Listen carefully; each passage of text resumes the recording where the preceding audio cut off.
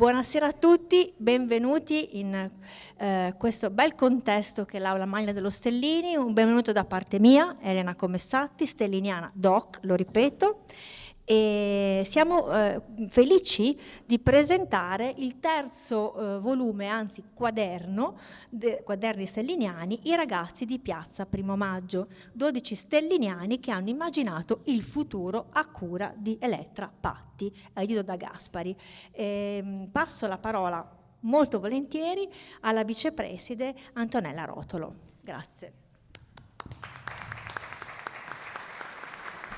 Buonasera a tutte e a tutti. A nome del dirigente Luca Gervasutti, che purtroppo oggi non poteva essere qui, e a nome mio do un caro benvenuto nella nostra aula magna al pubblico, agli stelliniani e agli autori del libro I ragazzi di Piazza Primo Maggio. Ecco, un saluto particolare all'avvocato Purinam, che è il presidente dell'associazione, alla professoressa Elettra Patti e a Elena Commessatti. Bentornati nella vostra vecchia scuola, tutti e tre. Ecco, e per il nostro liceo è un grande piacere e un grande onore ospitare la presentazione di questo libro curato dalla professoressa Patti e dedicato a 12 ex studenti che si sono distinti in vari campi della cultura e delle professioni. Ecco, non poteva esserci luogo migliore della nostra aula magna, perché qui si respira la storia della nostra scuola. Qui si respirano della nostra scuola e dei nostri studenti. Qui si respirano gli ideali, i sogni, le missioni dei ragazzi che hanno frequentato e che frequentano il liceo di Piazza Primo Maggio. Grazie, grazie. Grazie vicepreside. Io invito, se ti vuoi spostare solennemente oppure da lì, no, per un saluto introduttivo in questo veste di presidente degli stelliniani. Grazie, Andrea Purina. Grazie e buonasera e benvenuti tutti amici stelliniani. Un saluto particolare naturalmente a Elena Commessatti e all'amica Elettra Patti e un ringraziamento doveroso al preside Luca Gervasutti e a chi oggi la rappresenta, la professoressa Antonella Rotolo. Un saluto particolare anche alla Fondazione Friuli, qui rappresentata dalla professoressa Francesca Venuto, che ha sostenuto questo progetto editoriale.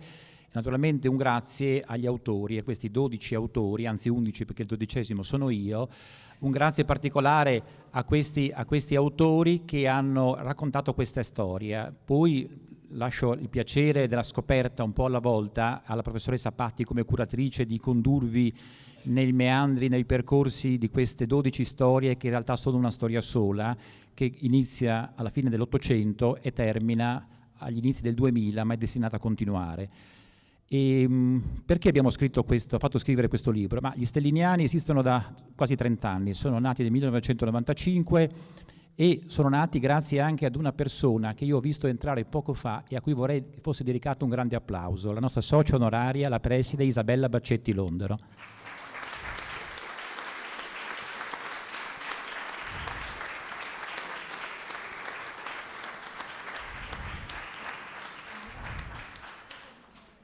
Ecco, quindi mi dicono che devo parlare più forte e lo farò volentieri.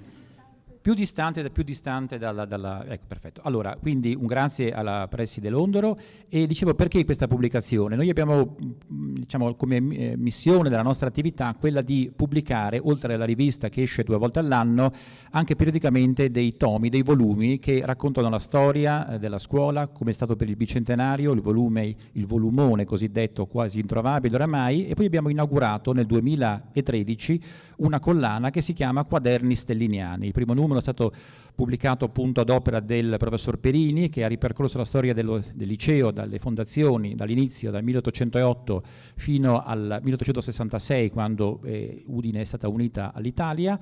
Il secondo, 5 anni fa, dedicato a una riflessione sul tema della guerra, intitolato non a caso Polemos Bellum Guerra, in cui 6 autori, tutti stelliniani, perché questa è la peculiarità di questi volumi, sono fatti proprio in casa, raccontavano le loro esperienze, le loro emozioni, ma anche i loro studi dedicati appunto al tema della guerra, spaziando dalla tragedia antica fino alla storia contemporanea. E Poi questo volume invece è stato dedicato a questi 12 stelliniani, di cui vi parlerà poi la curatrice. Il taglio che abbiamo dato a questo volume è quello di parlare di precursori, di innovatori, di persone che appunto hanno immaginato il nuovo, come detto nel sottotitolo, e poi capiremo perché hanno immaginato il nuovo. Ma c'è un messaggio che questo libro porta con sé, ed è un messaggio rivolto agli altri ragazzi di Piazza Primo Maggio, e non solo di Piazza Primo Maggio, ma di tutte le piazze e le strade dove c'è una scuola. Questo messaggio è quello per il quale è giusto ricordare che c'è stato un tempo in cui il Friuli, ma non solo il Friuli, era una terra dove prosperava il giornalismo, la ricerca scientifica, l'architettura, gli studi archeologici. Ecco, questo tempo, come è esistito, come io dico nella presentazione, deve esistere ancora. È bene viaggiare, è bene girare il mondo, è bene conoscere altri luoghi, è bene uscire dal Friuli, ma è bene anche tornare, è bene lasciare anche qui il significato di questi studi. Mi ricollego a quello che diceva prima proprio la professoressa Rotolo. Questo è un luogo di studi, ma anche di sogni, ma anche di speranze, e il libro si fa portatore anche di queste speranze e di questi sogni. Ecco, il sogno è che il futuro di questi ragazzi, di questi altri giovani e di futuri giovani di Piazza Primo Maggio, ma delle altre piazze e strade dove c'è una scuola, sia un futuro di pace innanzitutto, un futuro di progresso morale e civile, un futuro anche di coraggio, perché ciò che forse serve ai giovani oggi come oggi è proprio il coraggio, quel coraggio che hanno avuto questi 12 personaggi, il coraggio di intraprendere, di sognare, di sbagliare, di rialzarsi dopo una caduta. Ecco, questo coraggio vogliamo che sia il coraggio dei futuri ragazzi di Piazza Primo Maggio. Grazie a tutti voi, adesso restituisco la parola al microfono a Elena Comessatti. Grazie Andrea. Io chiamo qui a portare il saluto della Fondazione Friuli la professoressa Francesca Venuto. Grazie. Grazie anche da parte mia e buonasera e ben ritrovati a tutti voi, tutti e tutte. Ringrazio molto per l'invito, è un'occasione preziosa, è un grande piacere essere qui in questa sede dove tanti di noi si sono formati, sono cresciuti professionalmente, e vivere questa emozione particolare per la presentazione di un volume che a noi è molto caro e che andremo gradualmente a scoprire grazie diciamo alla curatrice e all'attenta regia briosa di Elena Comessatti. E peraltro sono coinvolta in una doppia veste, quindi adesso da esterna, ma sono anche interna, in quanto anch'io ho collaborato in questo avvenimento che ci vede tutti partecipi. In primis porto il saluto del presidente della Fondazione Friuli, il dottor Giuseppe Morandini, che qui rappresento, e il mio intendimento è quello di ribadire l'interesse della Fondazione per il progetto che oggi vediamo finalmente concretizzato, appunto il terzo volume della collana Quaderni Stelliniani, dedicato appunto alle biografie di questi 12 personaggi, 9 maschi e 3 femmine, già allievi dell'istituto, che hanno avuto il merito di essersi distinti non solo come studiosi per le proprie esperienze, ma proprio anche come innovatori e precursori, come ci diceva appunto il presidente Purinan. Il sostegno della Fondazione Friuli alla realizzazione del volume rientra nella sua attività di supporto nel settore, qui in particolare, dei beni culturali. Una visione ampia del concetto di cultura, destinata non solo a valorizzare, evocare un prestigioso passato collegato al nostro istituto di riferimento, ma anche a sviluppare progetti che possano avere una ricaduta attiva nella comunità della scuola e della cittadinanza tutta, trasformandosi in valori condivisi, in quanto la Fondazione avverte l'impegno di focalizzare le priorità da affrontare sul territorio e di contribuire a perfezionare la qualità del cambiamento da perseguire. Obiettivo sicuramente raggiunto dal volume in oggetto di questa presentazione, i ragazzi di Piazza Primo Maggio. Le personalità prescelte hanno svolto certamente un'azione importante nei rispettivi settori, ma soprattutto, come dice l'azzeccatissimo sottotitolo, hanno immaginato il futuro. Offrendo esempi di una coraggiosa sperimentazione che loro, ragazzi pieni di idee delle generazioni trascorse, idealmente consegnano ai loro colleghi di oggi, i giovani studenti che si affacciano all'età adulta. con una sferzata di energia che può aiutarli a superare il timore di osare e di affrontare ciò che li attende. Loro l'hanno fatto, si può e si deve continuare a tentare. Da parte della Fondazione e mia personale, un plauso dunque agli stelliniani, al presidente Andrea Purina, in particolar modo alla curatrice dell'opera, Elettra Patti, che, lo posso affermare avendo condiviso almeno in parte l'iter dell'impresa, con determinazione e infinito impegno ha seguito il lavoro dai primi incontri nella sua accogliente dimora a tutte le varie fasi di lavorazione, fino alle bozze che ha perfezionato con gli autori con infinita pazienza fino al risultato che avremo in mano tra poco, il volume stampato dall'editore Marco Gaspari e speriamo e auspichiamo la massima diffusione.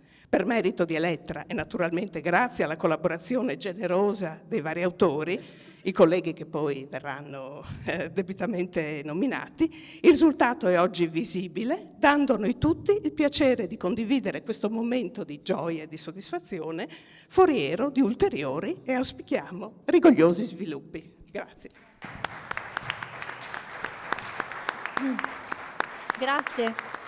Grazie professoressa Venuto, perché in questo contesto mi piace ricordare, professoressa Venuto. E le parole che hai usato sono veramente perfette, perché la cura che Elettra Patti, l'amore e la qualità del risultato, con la pazienza che ha avuto nel intrecciare queste storie è veramente encomiabile. E così io chiedo a Elettra, un nome non a caso, no, ti chiedo come è nato questo lavoro e che viaggio ti ha fatto affrontare. Vediamo se mi sentite? Sì. Forse non mi vedete però, allora sono costretta ad alzare. È il destino dei piccoli. Allora, com'è nato? Poco fa il Presidente ha nominato il volume, anzi il volumone, no? Che racconta la storia della nostra scuola. Bene, appunto uscì nel 2010 ed ebbe un successo strepitoso, ne stampammo 1400 copie. Nel giro di pochi mesi erano esauriti, per dire. Allora, sull'onda di questo grande successo, tutti pieni di entusiasmo, pensammo ad un'altra opera che doveva essere altrettanto imponente. Mi sentite? Altrettanto imponente, così importante. E cioè dedicare un volume agli stelliniani illustri che erano usciti da questa scuola. Tutti entusiasti, ci mettiamo al lavoro e, compilata una lista, scopriamo che i nomi sono più di 200. A questo punto ci arrendiamo, non era possibile, avremmo dovuto fare una enciclopedia, ma noi non volevamo questo, noi volevamo raccontare non quello che questi personaggi illustri avevano fatto, ma anche chi erano loro, quale fosse la loro personalità, insomma, la loro vita, anche la vita privata. E quindi mettemmo via, insomma, questo sogno in un cassetto e rimase lì a dormire per parecchi anni. Giunto il momento di arriviamo al nocciolo, giunti al momento di individuare un argomento per il nuovo volume e dopo varie riunioni cominciammo nel 2022 a incontrarci, ma era un'occasione lieta anche per stare insieme e si parlava di questo. Alla fine, ecco, riesumiamo dal cassetto questo sogno. Pensando che fosse fattibile se avessimo tagliato drasticamente, quindi non 200 nomi, no? Bastavano 12 per esempio. Adesso si trattava di capire con quale criterio dovessimo noi selezionarli questi 12. Allora ecco ci venne l'idea, no?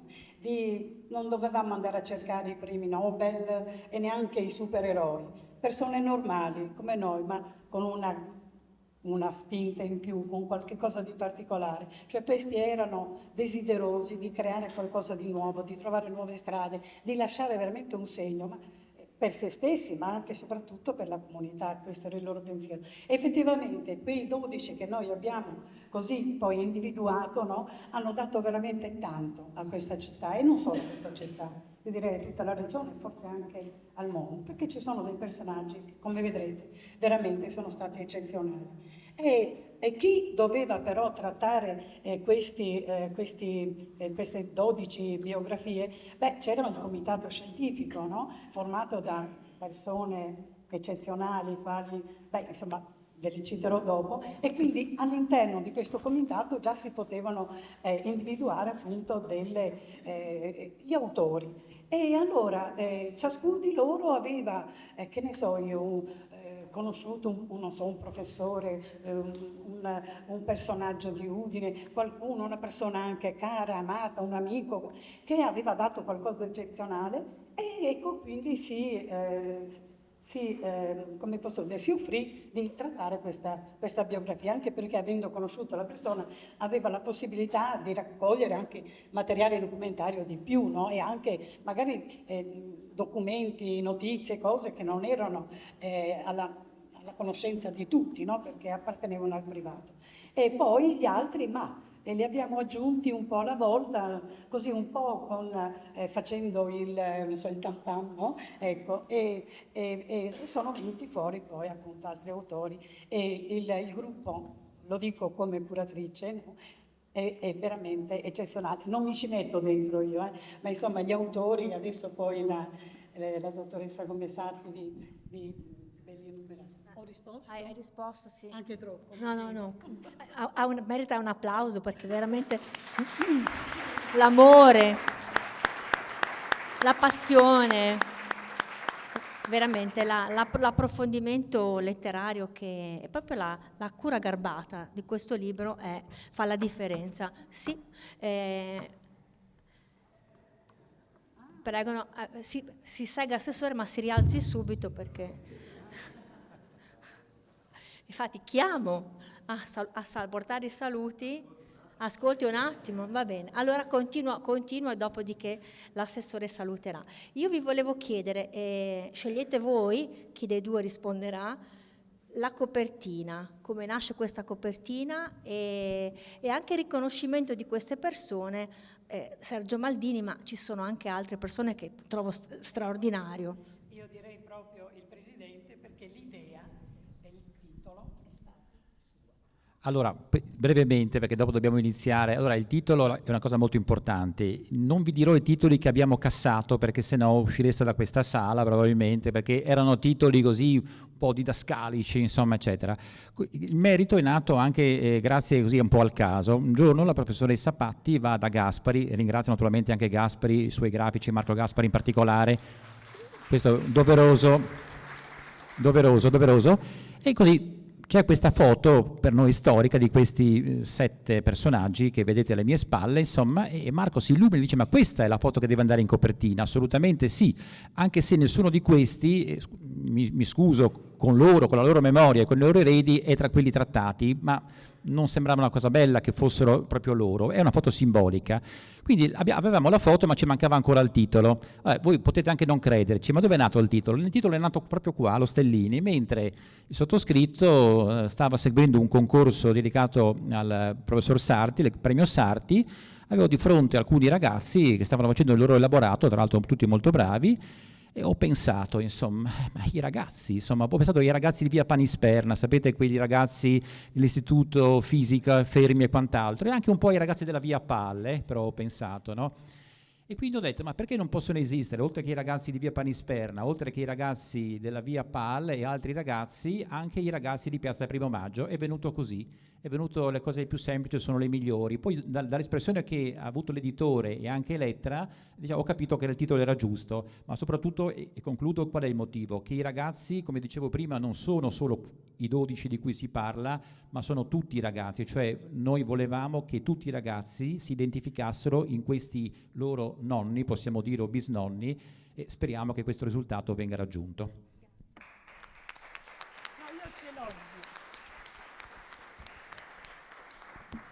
Beh, in effetti è proprio una copertina azzeccata, perché è un libro pieno di freschezza, sono veramente dei costruttori del futuro, e Elettra li chiama in quarta di copertina pionieri. Abbiamo pensato di invitare gli autori, a loro volta autori, Non lo so. Non lo so. No, non lo so. Federico, vuoi parlare adesso? Io... Sì, direi di sì. Allora va No, bene. abbiamo un galateo anche noi che dobbiamo rispettare. Va bene, allora il Galateo impone che l'assessore alla cultura porti i saluti dell'amministrazione. Prego. Grazie. Io non faccio parte, buonasera a tutti, di quella categoria di amministratori che deve assolutamente sempre parlare. A me piace anche ascoltare, quindi intanto sono venuto qui appunto per ascoltare dal vivo anche queste storie, questo lavoro, di cui ringrazio i promotori, che vedo qui insomma seduti al tavolo, la professoressa Patti e l'avvocato Purinan, così come l'associazione appunto degli Stelliniani, il gruppo degli Stelliniani, e ringrazio la casa editrice Gaspari perché insomma è costantemente al fianco del territorio e possiamo dire ne è una voce insomma autentica. Grazie anche a Elena Commessatti perché anche lei con la sua penna riesce sempre ad essere brillantemente insomma, vicino a chi vuole raccontare, raccontando lei stessa. So che sono state scelti 12 profili innovatori di persone che in vari campi, dalla scienza alla salute, al teatro, alla ricerca, alla cultura, sono stati nei loro campi, diciamo, grandi innovatori. Forse i licei classici oggi in qualche modo scontano una visione un po', tra virgolette, polverosa. È un pregiudizio. I licei classici sono sempre stati in grado, in questa città in particolare, di in qualche modo formare quelle che sono state insomma le classi dirigenti, quindi quelle personalità che in qualsiasi campo sono riuscite insomma a dare qualcosa con autorevolezza, con competenza. Credo che sia giusto quindi che un territorio, una comunità riconosca questo valore, il valore del liceo classico nella sua unicità di percorso e il valore di chi in qualche modo ha interpretato con particolare intraprendenza ecco, questa capacità innovativa pur mantenendo un forte radicamento. Questa è una funzione che il liceo classico ha avuto nella storia e credo continui ad avere anche oggi a condizioni evidentemente cambiate in un contesto sociale, economico, culturale diverso, ma in cui insomma questa funzione, questa chiave interpretativa, questa chiave di autorevolezza è presente ed è sempre necessaria. Quindi grazie a voi che avete raccolto questa voglia di raccontarla. Grazie. Grazie Assessore Pirone, e appunto meno male che non voleva parlare perché hai detto delle cose perfettamente di qualità in un contesto bello, perché è vero che sì, non c'è nessuna nostalgia in quello che avanzo nel ragionamento di Federico Pirone, però insomma il liceo classico nella sua unicità forma una testa, entri dentro un mondo e ti porti una chiocciola, sei dentro questo mondo bello dove io sono un po' partigiana e di questa verità. E secondo me, se mi consentite, io vorrei, prima di introdurre, di invitare gli autori di questo bel libro, vorrei raccontare che sono 12 le persone e anche le accoppiate, nel senso che mi sembra bello che si dica che il primo autore è sì Andrea Purinan, che ha riscoperto Giuseppe Calligaris, ma Giuseppe Calligaris era una persona che andava riscoperta.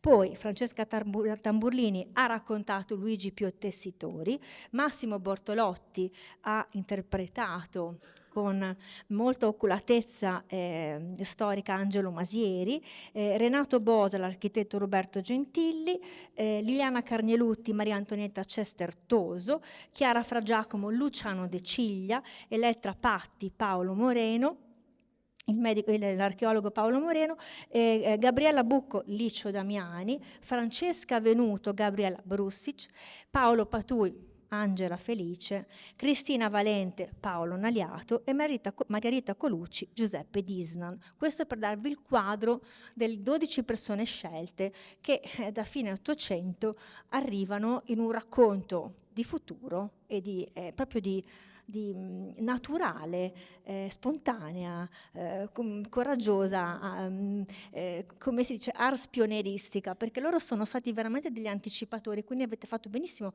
a scegliere queste persone. Comincerei con Andrea e ci racconti perché hai scelto il medico del... il medico Giuseppe Calligaris. Grazie, ora mi sposto, prendo il posto dell'autore. Allora, perché Giuseppe Calligaris? Ma per vari motivi. Il primo motivo, come per altri, è familiare, perché me ne parlava mio nonno. Mio nonno non aveva fatto studi classici, certamente, era una persona semplice, ma a cui io devo molto, e infatti ho dedicato alla sua memoria questo mio contributo. Mi parlava, quando ero ragazza, di questo professore. E allora mi è sempre intrigato questa figura di questo professore che per certi aspetti misterioso anche, e allora ho voluto approfondirla. Ho scoperto che aveva fatto lo Stellini, cosa che non sapevo, e poi ho scoperto una storia estremamente interessante che sintetizzo in questo. Quali sono i tre, diciamo, motivi per i quali la figura di Calligaris è interessante? Ma prima di tutto perché Calligaris, la famiglia Calligaris e la famiglia Stampetta, perché la mamma si chiamava Stampetta, con un'immagine, diciamo così, un po' poetica, portano a Udine il mare.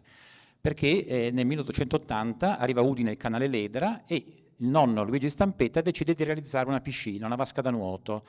Nel 90 il papà di Giuseppe fonda uno stabilimento idroelettroterapico, una novità per il tempo. All'epoca la medicina non era quella di oggi, si doveva ricorrere anche all'acqua, al potere curativo dell'acqua.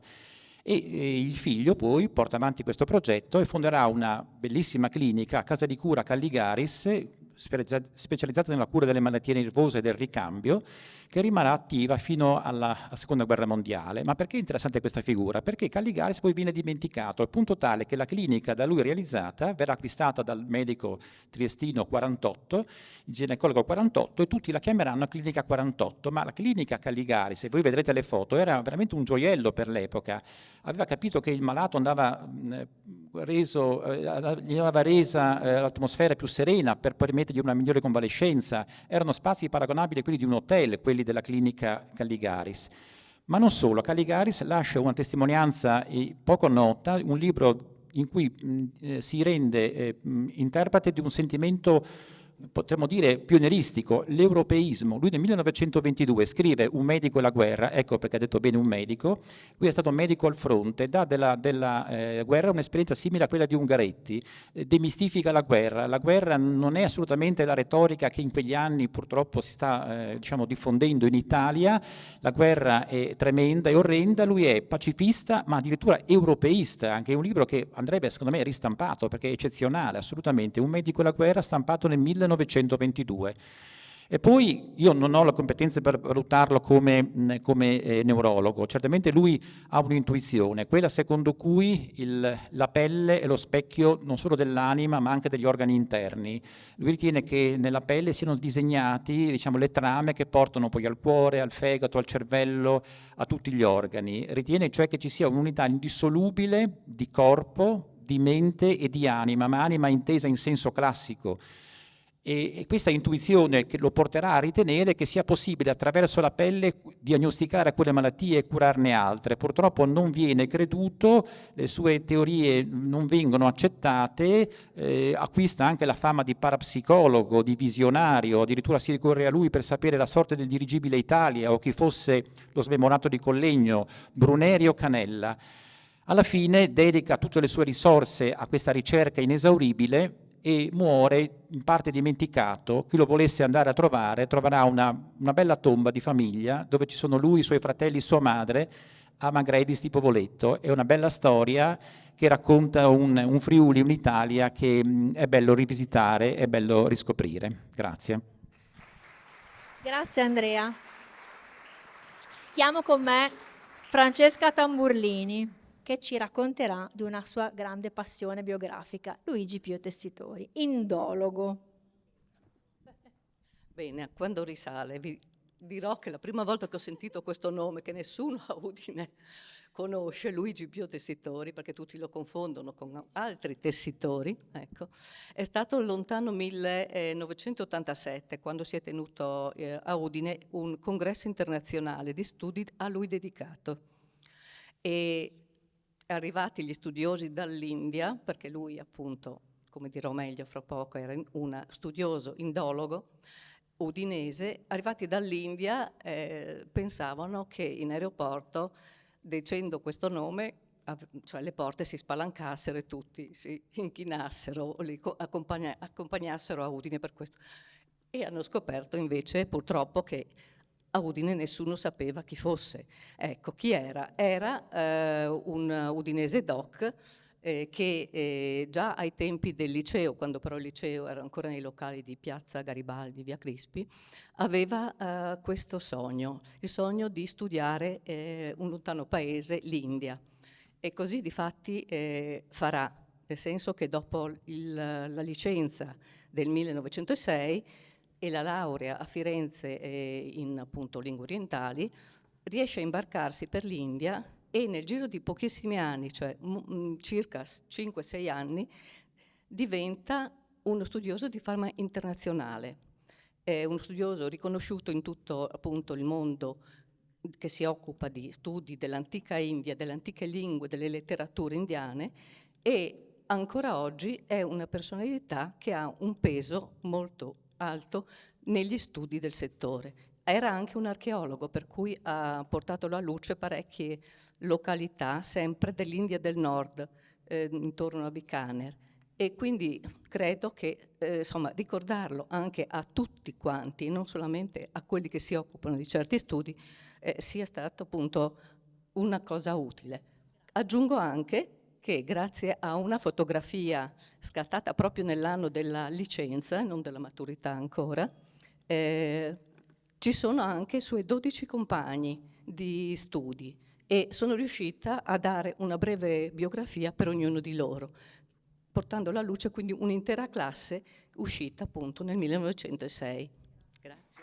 Grazie Francesca Tamburlini. Si vede che ti occupavi di manoscritti rari in biblioteca. E architetto Bortolotti, tocca a te. Perché hai scelto Angelo Masieri? Allora, innanzitutto sarò breve come la breve vita del personaggio di cui mi sono occupato. Ho scelto Angelo Masieri, mi sono occupato di Angelo Masieri perché 30 anni fa mi aveva affascinato un suo edificio e così ho voluto un pochettino approfondire. E ho scoperto una storia tragica ma molto intrigante perché entrano in gioco architetti di fama mondiale, Frank Lloyd Wright, una vicenda legata alla città di Venezia, una storia tragica, ripeto, stimolante e che secondo me andrebbe raccontata in un romanzo e questo è il motivo per cui da anni sollecito Elena Commessati a scrivere questo romanzo. Ecco, non aggiungo altro.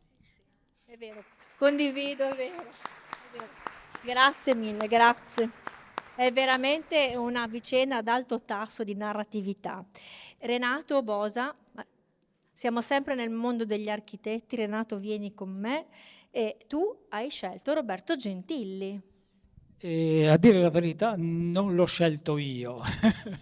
Mi è stato chiesto di scrivere appunto questa, chiamiamola biografia, anche se in realtà non è propriamente una biografia, di Roberto Gentilli, e sono stato però ben felice di farlo perché conoscevo appunto l'ingegner Gentili e quindi ho avuto anche l'opportunità di conoscerlo meglio, di conoscere la sua storia, di indagare un po' anche la sua professione e quindi non è stata una scelta, ma è stata una felice imposizione in un certo senso. Cosa dire dell'ingegner Gentili? È stata una persona molto amabile, con il suo carattere ironico ma anche molto serio. Ho avuto l'opportunità appunto di studiare un po' la sua vita, ha avuto delle vicende, soprattutto nella prima parte della sua esistenza, abbastanza pesanti, diciamo, perché essendo di origine ebraica la famiglia ha dovuto, intanto è stato allontanato dallo Stellini nel 1938 a seguito delle leggi razziali, come si vede appunto nel registro della maturità, maturo ma con lo stigma razza ebraica. E allo scoppio della guerra ha dovuto abbandonare Udine con la famiglia, andare prima in Toscana, poi a Verona, quindi diciamo i primi anni della sua vita sono stati abbastanza travagliati. Dopodiché però, laureato in ingegneria a Padova, ha avuto una brillante carriera professionale. In che cosa è stato un innovatore? È stato un innovatore in più settori, ad esempio quello dell'urbanistica. È andato a lavorare in regione da dirigente e si può dire che con l'architetto Spagna ha un po' fondato l'urbanistica regionale. Il piano urbanistico regionale, che è ancora in vigore, è frutto della collaborazione di queste persone. Sì, appunto, lo mettevo per ultimo perché si vede, è anche stato da urbanista l'inventore in un certo senso della rete delle piste ciclabili in regione, come si vede appunto da questa immagine tratta da Rassegna Tecnica.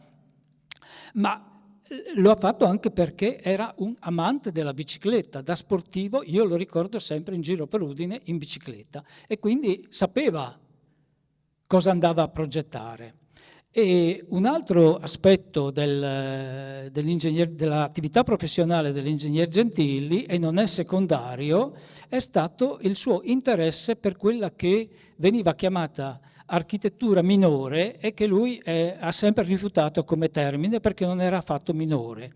Se noi abbiamo conservato dopo il terremoto del 76 un gran patrimonio di case che erano destinate alla demolizione perché lesionate e però avevano un pregio delle caratteristiche, diciamo, dell'architettura tipica friulana, lo dobbiamo proprio all'ingegner Gentili, perché nella legge 30, una delle prime leggi subito dopo il terremoto, ha introdotto l'articolo 8 che consentiva di censire e quindi catalogare e anche recuperare, insomma salvare questi edifici che altrimenti sarebbero stati abbandonati.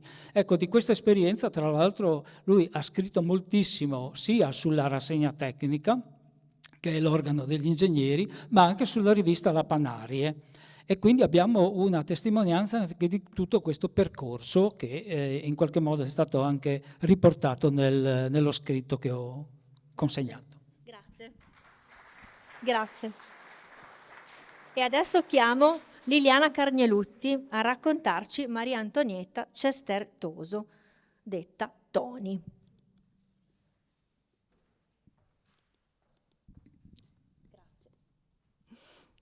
È la storia di una donna, del suo impegno civile e professionale. Nel 1949 Maria Antonietta, da tutti chiamata Toni, fin da piccola, si laurea all'Università di Venezia in architettura con Samonà, che considera poi il suo maestro per tutta la vita. Da Samonà impara un metodo, il metodo della domanda, dell'inchiesta, per capire quali effettivamente sono i bisogni di chi deve abitare dentro una casa. Nel caso specifico erano gli operai di Marghera, con cui entro in contatto per la costruzione di case per operai che avrebbe fatto Samonà.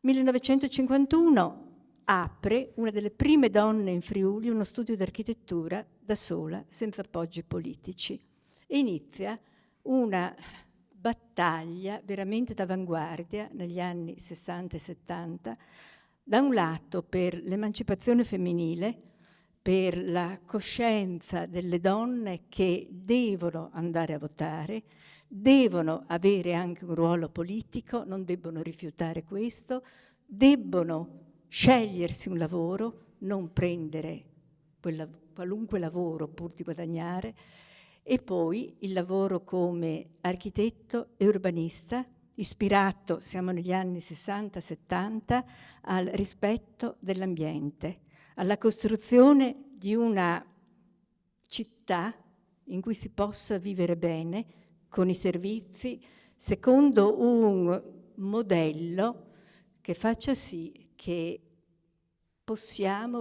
che vengano rispettati i diritti dei cittadini, i diritti dei bambini, ed è quello che lei fa nei piani regolatori che porta avanti. E nello stesso tempo rispetto per il manufatto che deve costruire, che deve restaurare, fa dei restauri accuratissimi che però dentro di questi la gente deve poter vivere bene, e questo è un impegno che ha portato avanti per tutta la vita. Grazie Liliana. E ora Chiara Fra Giacomo ci racconterà Luciano De Ciglia. Grazie. Grazie. Allora, il punto di contatto con Luciano De Ciglia è,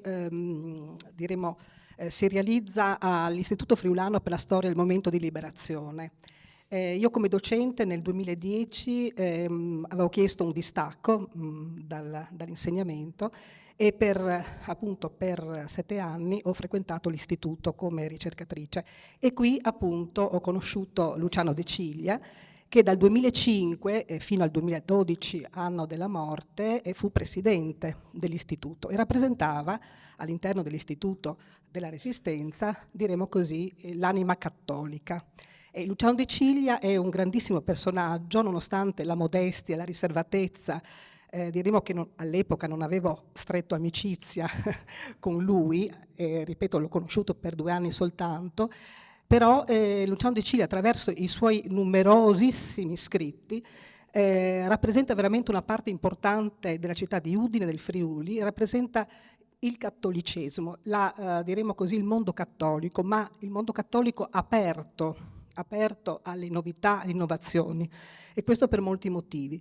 Innanzitutto lo ricordo come storico, è uno storico importantissimo, ha lasciato studi di personaggi, biografie di uomini politici del mondo democristiano, ma anche storia delle formazioni Osoppo per quanto riguarda la storia della Resistenza.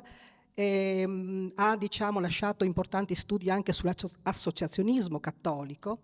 Diremo che questo mondo ha veramente rappresentato tutto. Si è impegnato anche in politica, è stato presidente per moltissimi anni, un ventennio, della Scuola Cattolica di Cultura, e un'esperienza soprattutto voglio sottolineare, perché lui dal 61 al 67 poi fu direttore dei Quaderni della Face. Questi quaderni, questa rassegna trimestrale di un'associazione importante appunto della storia culturale udinese, cioè la famiglia di artisti cattolici Giuseppe Ellero. Una rivista che nasce nel 1945 dopo la Seconda Guerra Mondiale e attraversa tutti gli anni 60, 70, 80, 90. E Luciano De Ciglia fu direttore nel 67 e poi fu nella redazione. Una rivista che va riscoperta a mio avviso perché rappresentò dopo la guerra la rinascita democratica della cultura, associava artisti di tutti i tipi, pittori, architetti, scultori, sempre diciamo della famiglia cattolica, no? Quindi stiamo parlando sempre di diciamo quello che più era appunto in sintonia con l'animo e anche l'ho scritto anche nella storia familiare, la storia familiare che gli dà diciamo questa impronta importantissima. Una famiglia della Carnia, una famiglia importantissima sia da parte della madre che del padre. E un'altra, e quindi diciamo che contribuì a questa diremo rivista ricchissima, dove troviamo, se voi andate a leggere i numeri, Sgorlon, Turelli, insomma tutti gli artisti, diciamo scrittori del mondo friulano li troviamo lì, perché era una rivista sì cattolica ma aperta, anche fucina poi anche di talenti. E voglio ricordare ancora, sempre per ricordare diciamo, l'innovazione, perché lui era una persona molto aperta e sensibile, ha partecipato alla fondazione del Centro Ricerche e Studi di Udine, insieme al regista e pittore Marcello De Stefano, una figura anche questa importante, accogliendo i fermenti innovatori degli anni 60. E poi, questo per poi chiudo, è stato anche poi, insieme alla moglie, Anna Maria Azzori, che è qui presente, molto attivo nella vita parrocchiale di una parrocchia speciale, innovativa negli anni 60-70, di cui era animatore Don Nicolino Borgo, la chiesa casa dell'Assunzione della Beata Vergine Maria, l'unica in regione che ha saputo dar forma alle novità del Concilio Vaticano II e tradurre nello spazio l'autentico spirito comunitario. Ecco, una chiesa casa che ebbe poi anche degli architetti, degli ingegneri che diciamo così, trasformarono la chiesa tradizionale in qualcosa di nuovo. Ecco, un personaggio molto interessante, anche se schivo, diciamo molto, diremo, modesto sul piano, diciamo, del carattere. E scrisse tantissime recensioni, insomma, la pagina culturale del Messaggero, insomma, attivissimo e molto, molto interessante. Grazie. E ora è arrivato il tempo di Elettra Patti, che ci racconterà dell'archeologo dei bronzi di Riace, Paolo Moreno. Allora, Paolo Moreno frequenta questo liceo per 3 anni. Poi, si sente? La famiglia viene trasferita a Bari e lui lascia con grande dolore, con disperazione proprio questa scuola. Comunque poi lui a Bari frequenterà l'università laureandosi in lettere e filosofia, ma la sua passione è l'archeologia e quindi va a frequentare la scuola di archeologia ad Atene con il maestro Doro Levi di grandissima levatura e poi ancora scuola di specializzazione a Roma e alla fine appunto gli si apre la strada per fare l'archeologia, per fare l'archeologo. Ma lui non vuole scavare nella terra, lui vuole scavare nei musei, nelle raccolte, nelle collezioni, vuole proprio imparare anche dalle statue, da tutto ciò che era stato conservato negli anni, insomma, tutto ciò che era riemerso dal mare, insomma, in varie situazioni, è conservato appunto nei musei, alle volte anche nei magazzini, eccetera. E quindi preferisce l'insegnamento e così prende la cattedra di archeologia prima a Bari, poi a Roma, alla Sapienza e poi a Roma 3. E qui ha un'intuizione, perché gli sta veramente a cuore lo studente e vuole che impari alla maniera sua, come la vede lui. E quindi istituisce un forum che si chiama Forum di Storia dell'Arte Antica e anziché tenere le sue lezioni cattedratiche va in giro appunto per musei, per collezioni, ovunque insomma ci fosse materiale da vedere con i suoi studenti. E diciamo che questa è stata una sua caratteristica, una sua iniziativa che non esisteva in nessun'altra università, almeno insomma qui in Italia. Ma diciamo che la particolarità, insomma, diciamo il suo pregio, ecco, l'innovazione è stata anche quella di dare, di studiare un nuovo metodo di analisi appunto delle dei vari reperti, no, archeologici che venivano mano a mano venivano alla luce. E questo nuovo metodo gli consentì sia di identificare la statua, quindi che cosa la statua rappresentasse. Lui era esperto di pittura, ma soprattutto di scultura, fu questo l'ambito in cui lavorò con più passione e con più capacità. E non solo quindi identificare anche la statua, ma anche attribuirla a un determinato autore, che fosse sconosciuto oppure anche dubbio. E diciamo che sotto questo punto di vista la sua scoperta più clamorosa fu per esempio quella di dare un nome ai 2 bronzi di Riace, no? Scoprì che erano 2 dei 7 guerrieri contro Tebe. Ecco. Un'altra sua cosa molto importante è senz'altro diciamo, la creazione proprio di una prosa che fosse alla portata di tutti, non solo degli esperti, ma anche appunto degli studenti oppure delle persone che erano interessate all'archeologia ma non avevano fatto gli studi, insomma, particolarmente sul campo, diciamo. E questa prosa, appunto, che sempre scientifica, però era chiara, insomma, ecco, per tutti, diciamo che è una delle sue caratteristiche principali. Volevo dire questo, che abbiamo qualcosa come 900 titoli, quindi una produzione pazzesca, no? Di libri, volumi, non so, di tutto, scriveva per le riviste specializzate, insomma, ha lasciato un patrimonio, ma a lui interessava soprattutto il rapporto diretto e quindi rendeva pubbliche appunto le sue scoperte parlando, facendo conferenze, incontri nelle scuole. Qui per esempio è venuto ben 3 volte a tenere conferenze in questo nostro liceo e anche, diciamo così, insomma, con gli amici, insomma, come poteva lui divulgare. Ecco perché per lui la storia dell'arte doveva essere un patrimonio di tutti. Grazie Elettra Patti. Chiamo Gabriella Bucco a parlare del grandissimo Licio Damiani. Ecco, anch'io ho accettato l'invito a parlare di Licio, con cui abbiamo lavorato al bollettino dell'Associazione Amici dei Musei e che era il mio compagno di mostre perché andavamo in giro.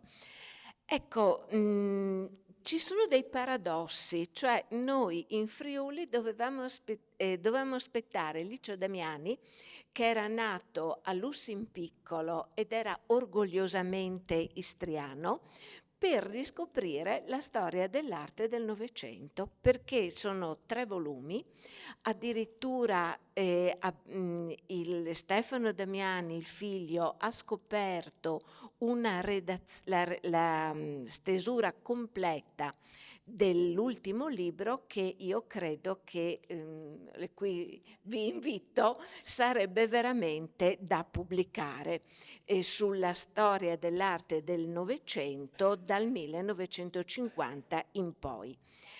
Ecco, quindi questo è già un paradosso, ma del Friuli Licio aveva fatto la sua seconda casa. Ed era un mago della parola. Lui parla dell'arte friulana, ma lo sentite anche ogni domenica a Vita nei Campi, la rivista, la trasmissione radiofonica più longeva della RAI. Ed ecco che però la visione culturale che lui dà dell'arte contemporanea del Novecento è una visione europea, in cui lui mescolava arte, musica, poesia, conosceva benissimo il cinema e anche la letteratura, era molto amico di Carlos Gorlón e a questo andava sempre regolarmente per le mostre. E se andate alla loggia, sul libro della loggia ci sono tutte le dediche che lui lasciava ad ogni artista ed era una persona molto generosa perché non l'ho mai sentito fare una critica. Lui mi diceva: guarda che i letterati e i pittori vivono del loro lavoro, quindi piuttosto di fare le critiche feroci, lascia stare.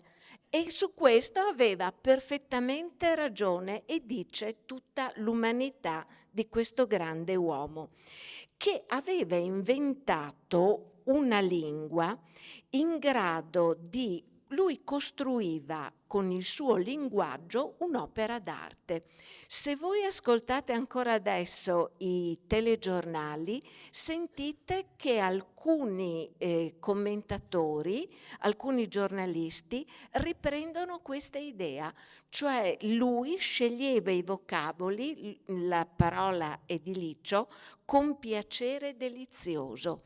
Le sue parole dovevano rendere i colori, gli odori, le sensazioni, l'opera d'arte, e difatti anche nei cataloghi rimane questa sua sensazione dell'arte.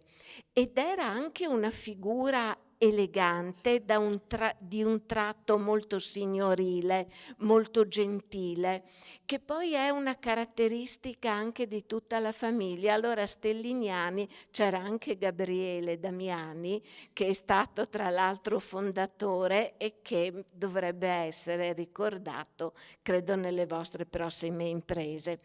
E lui amava molto il Liberty, e quindi io lo ricordo nelle mostre che si atteggiava, proprio aveva un cappello, la Toulouse-Lautrec, sceglieva sempre molto bene la cromia delle cravatte, delle sciarpe, ed era veramente questo amore per il Liberty, era amore per la bellezza, ma anche amore per le persone. Lui non criticava mai, cercava sempre di aiutare.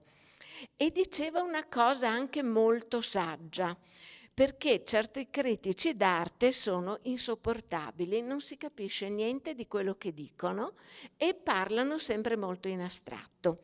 Invece lui diceva che l'arte non è solo analisi critica e ricerca storico-scientifica per iniziati, ma deve farci ricordare la nostra vita, è intrecciata al nostro vissuto e deve fare sognare e deve sollecitare avventure dell'anima. Lui dell'arte mi aveva scritto un pezzo, sapete che era stato operato, quindi lui mi scriveva quando doveva presentare dei libri, e lui diceva che l'arte è luce tattile, amplia la visione della realtà e fa alzare lo sguardo al cielo delle idee. E quindi io lancio qui proprio un appello: pubblichiamo i libri di Licio Damiani, perché sono eccezionali ancora oggi. Grazie. Sì. Ci uniamo a questo invito sensato. Marco Gaspari, Sono del bianco, i libri, no? Poi si può cominciare a pensare a questa cosa bellissima. A proposito di eleganza, Francesca è venuto, raccontaci di Gabriella Brusic. Anche qui rimaniamo nel campo dell'arte. Anche Gabriella si è occupata appunto moltissimo di recensioni. Per circa 20 anni ha collaborato con il Messaggero Veneto e ha curato appunto tutte le cronache d'arte. Quindi un lavoro anche in sintonia e in dialogo con Licio Damiani, che spesso ha citato appunto nelle sue opere. Gabriella è nata a Fiume, ma è arrivata piccolissima, pochi mesi a Udine, e praticamente cresciuta qui, ha studiato in questo liceo, poi proseguito gli studi a Trieste, si è laureata appunto in storia dell'arte e sembrava votata, destinata, diciamo così, a una carriera abbastanza tranquilla, all'insegnamento, secondo una tradizione familiare di solida formazione umanistica. Però in realtà la sua vita è stata proprio quella delle svolte, dei cambiamenti che se le sono stati imposti da vari agenti esterni. Praticamente ha insegnato in questo istituto per circa 7 anni, non di più, e forse il suo carattere mercuriale l'ha portata alla ricerca di qualche cosa di diverso. Si sentiva più affine al mondo della contemporaneità, infatti pur avendo scritto alcuni saggi, in realtà le sue diciamo, cronache più sentite riguardano soprattutto gli autori contemporanei della nostra regione, da Zigaina, i Basaldella, infatti proprio lì vedete in copertina è stato scelto un libro che è uscito poco tempo fa, proprio un'incisione di Giuseppe Zigaina, che fu anche suo grande amico. Però a un certo momento vuole tentare un'altra via, un'altra strada, anche quella della pura e semplice cronaca degli avvenimenti culturali non le sembra sì, diciamo, la soddisfa, però vuole tentare la strada del giornalismo. E lì forse trova veramente, esprime la sua vera vocazione, perché chiaramente ha modo di, diciamo, di formarsi, ecco, come programmista, regista, fa un corso particolare proprio a Roma in questo. Abbiamo anche un suo, diciamo, mediometraggio che si intitola Ragazze di paese con fabbriche, in relazione con Elio Bartolini, e praticamente diciamo che poi la sua carriera proseguirà a Trieste. Negli ultimi 10 anni della sua vita sarà appunto programmista alla RAI, in redazione, spesso molti di voi ricorderanno perché l'hanno vista nei telegiornali regionali. E quindi diciamo la sua esperienza la porta fino all'ultimo, purtroppo la morte la coglie in maniera insomma così purtroppo precoce, e diciamo aveva ancora tante cose sicuramente da riproporre. È stata anche talent scout, è stata, diciamo, per esempio la scrittrice Susanna Tamaro, è stata un po' rivelata, portata all'attenzione così del vasto pubblico. Insomma, aveva tanti talenti che portava avanti con quella eleganza, con quella nonchalance che un po' caratterizzavano il suo modo di porsi. Anche lei molto ricercata e molto ironica, con una vena che sicuramente insomma la distingueva con grande piacevolezza. Grazie Francesca Venuto. E ora chiamo Paolo Patui a raccontare la grandezza di Angela Felice. Dici bene, perché si tratta di un personaggio che ha riempito la sua vita con tantissime attività, tantissime iniziative, e raccontarle tutte sarebbe veramente un'impresa ardua. Spero di esserci riuscito nel capitolo a lei dedicato, però qui, siccome parliamo di innovatori, ecco, una cosa che un grande contributo che Angela ha dato, oltre al fatto di dedicarsi alla scuola come davvero un insegnante deve saper fare, è stata quella di dedicarsi al teatro, a seguire il palio teatrale studentesco, che oggi mezzo mondo ci copia, ma che Udine ha avuto come esclusiva per tantissimi anni.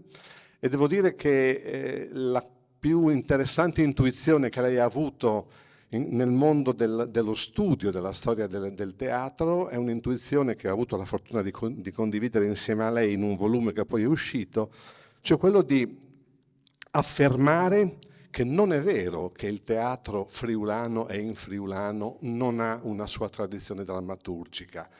Ce l'ha, ed è molto importante, a partire dalle commedie di Leitenburg o le tragedie di Lazzarini, per passare attraverso Ercole Carletti, Siro Angeli, Pierpaolo Pasolini, Luigi Candoni, potremmo andare avanti. Questa affermazione di una forte tradizione drammaturgica teatrale friulana ha permesso che in regione dessero il via libera al Teatro Stabil Furlan, per esempio. Quindi è stato un grande contributo. Però la cosa più incredibile che lei ha saputo fare sono stati gli anni che ha dedicato alla direzione del Centro Studi Pasolini di Casarsa, perché in quegli anni lei ha rispolverato la figura di Pasolini, l'ha liberata, per esempio, da un gioco terribile, quello della paternità politica di Pasolini, che è passata dalla destra alla sinistra per la Lega e per l'autonomismo in tutti i sensi e in tutti i modi. Invece lei ha rispolverato Pasolini dandogli una novità e liberandolo da questo gioco in maniera veramente importante e significativa. E aggiungiamo anche che in questo suo lavoro ha creato una nuova generazione di studiosi di Pasolini. C'era una generazione vetusta, nobile, importante, ma vecchia. Lei invece ha messo in mano a dei trentenni e a dei quarantenni l'opera di Pasolini nella sua completezza, e questi studi hanno rinnovato il significato e il senso, come oggi mai così importante, del pensiero di questo autore. Ed è bello che lei abbia saputo rispolverarne la memoria, e vi ringrazio di aver permesso a me di rispolverare la memoria di Angela, perché la memoria non è nostalgia, ma è dare vita a chi ha dato tanto alla vita.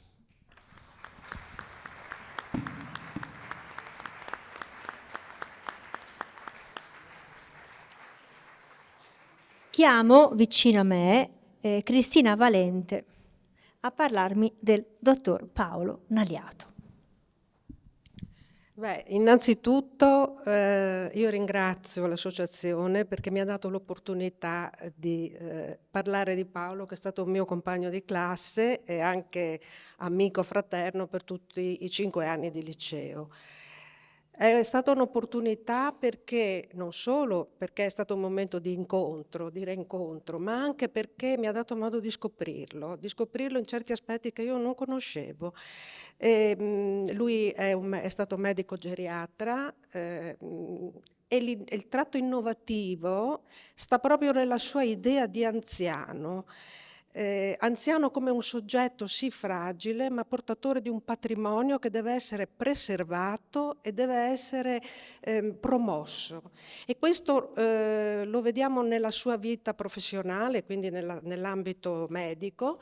La medicina è andata di pari passo con il volontariato a favore degli anziani. Erano proprio una sorta di osmosi, di vasi comunicanti, per cui lo vediamo in corsia nel suo innovativo approccio al malato, che non prescindeva mai dall'ascolto. Questo me lo riferisce la moglie.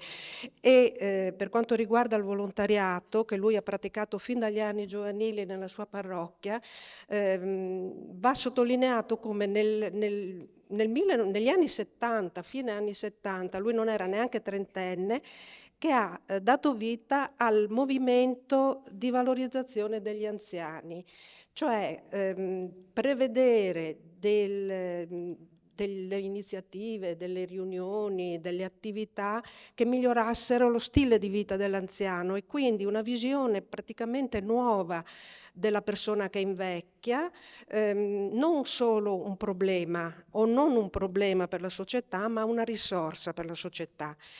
E questo termine valorizzazione è veramente anticipatorio di quello che sarà poi un concetto che opererà a livello internazionale quando l'OMS, l'Organizzazione Mondiale della Sanità, ha introdotto il concetto di invecchiamento attivo, che lo definisce anche come processo di ottimizzazione delle opportunità di salute, di sicurezza e di miglioramento della qualità di vita. A questi concetti si collegano l'autonomia, l'autosufficienza, la consapevolezza del proprio potenziale e i desideri, poter ancora desiderare. E io potrei aggiungere che tutti questi valori in realtà vanno a riassumersi e si vanno a connettere con un con un valore che per me è più alto, non per me, anche nel nostro ordinamento giuridico. Sopra i diritti inviolabili dell'uomo c'è un valore alto che li riassume, che è la dignità. Ecco, questo è quello a cui ha sempre guardato Paolo Nagliato nella sua vita, dove appunto i pilastri fondanti erano, oltre alla famiglia, proprio il volontariato e la medicina. Vorrei spendere una parola per Lute, che è stato negli anni '80 il disegno, lo sbocco naturale di questa sua visione futurista, se possiamo dire, un Lute che oggi, purtroppo lui ci ha lasciato troppo presto, ma Lute ha saputo operare sempre seguendo le linee guida e i principi del suo fondatore, ma in un'ottica evolutiva, e questo gli va riconosciuto, perché per fare in modo che l'anziano non sia scollato dalla realtà, per cui al passo con i tempi, e quindi accompagnano con le loro attività l'anziano nei vari passaggi, nei vari cambiamenti epocali, e quindi dobbiamo ringraziare anche Lute oggi. Ecco. Grazie Cristina Valente. E ora l'ultimo ritratto, chiamo Maria Rita Colucci a parlare di Giuseppe Disnan. Ecco. Grazie veramente per questa occasione, che per me è non solo appunto di ricordare una persona, ma è anche affettivo, in quanto il nostro amore è nato in questa scuola. Dunque Giuseppe Disnan, dopo la maturità, si è iscritto al neonato corso di laurea in psicologia a Padova, ed è stato il primo laureato in psicologia in Italia, perché il primo giorno delle prime lauree a Padova c'erano i giornali, lo champagne, e lui si è appunto laureato ed è stato assunto a Trento in un servizio pilota per l'età evolutiva che preconizzava, anticipava quella che sarà poi la riforma sanitaria, in quanto aveva già una distribuzione territoriale di equip multiprofessionali per l'età evolutiva, e quindi lui si è trovato a esercitare questa nuova professione di psicologo, professione della quale lui è stato tra i fondatori, in quanto lui se la doveva inventare la professione, perché non c'erano praticamente maestri più anziani. Prima era una professione di nicchia, uscivano da altre facoltà, ecco, ma la professione di psicologo come la vediamo oggi è nata negli anni 70, e mentre inventava questa professione la teorizzava. Come la teorizzava? Scrivendo i libri, insegnando all'università, non solo all'università di psicologia, ma anche di altre professioni, paramediche, educative, come appunto poter apprendere gli aspetti psicologici inerenti alla propria professione nelle varie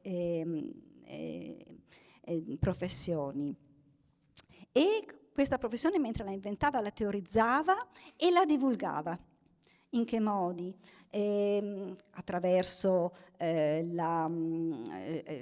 relazioni a numerosi convegni nazionali e internazionali, attraverso tantissimi incontri con genitori per parlare dei loro dei bisogni dei bambini di oggi, in questi tempi di grandi cambiamenti, di grandi diciamo così, anche incertezze da parte dei genitori. È sempre stato accompagnato da una grandissima passione, da grandissime passioni, non certo solo una, perché lui ha avuto grandi passioni culturali, grandi passioni sportive, grandi passioni appunto umanitarie in senso generale, e sempre quindi ha accompagnato questa sua professione con una grande umanità, con un grande amore nei confronti delle persone che incontrava. È stato per molti anni nel direttivo dell'Associazione Europea di Psicopatologia del Bambino e dell'Adolescente, E quindi ecco, ha varcato anche i confini nazionali, perché appunto ha avuto modo di confrontarsi con lo sviluppo di questa professione nelle altre nazioni europee. Bene, io mi fermerei qui, anche perché sarete tutti, e ringrazio moltissimo per questa... Grazie, davvero.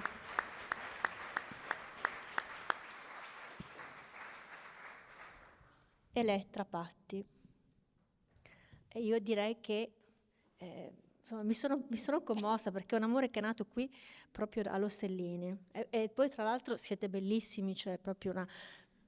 Ecco, questa è la nota così sentimentale di colore. Elettra Patti, direi che possiamo chiudere questo bellissimo incontro, anche perché io credo che questo sia un libro pieno di vita, e ha ragione Paolo Patui a sottolineare che la memoria è vita, e ci sono tantissime poi possibilità per questo libro di viaggiare, perché ogni singola vita ha anche andare a Lute, per dire, a raccontare la storia di Paolo Neato.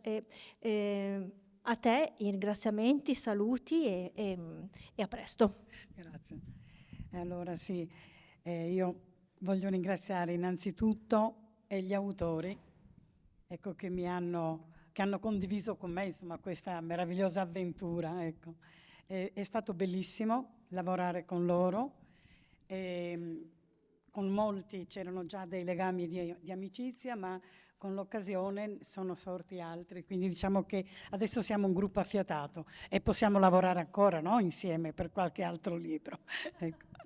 No, devo comunque ringraziare anche chi mi ha aiutato in questo mio lavoro di curatrice, cioè innanzitutto il presidente Andrea Purinan, e poi altri 2 membri del consiglio direttivo, che sono Giovanni Gardenal e Pino De Vita. E ovviamente ringrazio Elena Comessatti per aver acconsentito anche di buona grazia, no? Ecco, a presentare al pubblico questo nostro volume. E ringrazio infine anche l'editore Marco Gaspari e il grafico Christian, con i quali insomma c'è stato un rapporto vivace e anche dialettico che diciamo, ha consentito, ecco, di ottenere un buon risultato. Ecco. Ringrazio anche voi tutti che siete venuti ad ascoltare queste vite, queste storie meravigliose, e penso che abbiate, sentendo gli autori esporre, no, il loro lavoro, che vi rendiate conto del valore di questo lavoro, di questo libro. Ecco, grazie ancora.